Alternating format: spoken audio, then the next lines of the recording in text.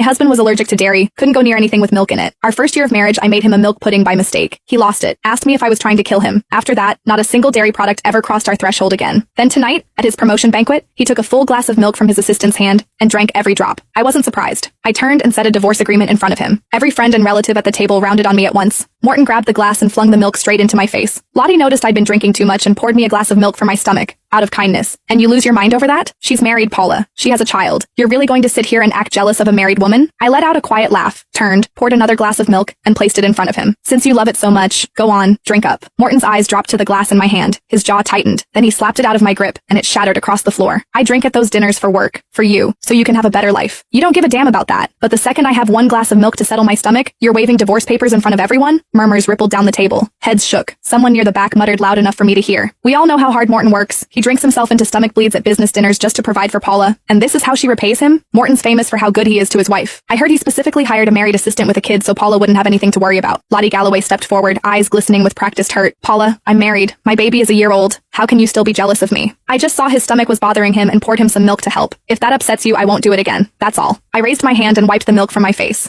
The sour sweet smell punched into my nose and my stomach rolled. I slapped the divorce papers flat on the table. Once we're divorced, you can pour him milk any way you want. It'll be none of my business. When Morton saw I meant it, he snatched the papers from my hands, ripped them down the middle, and threw the halves on the floor, his face dark with fury. I'm not agreeing to a divorce. This is all because I drank a glass of milk Lottie poured? Fine. I won't touch anything she gives me ever again. Happy now? Today is my promotion banquet. Do you have to keep going until you've wrecked it for everyone? Vivian Henson walked over and gave my shoulder a little pat, the way you'd comfort a child throwing a tantrum.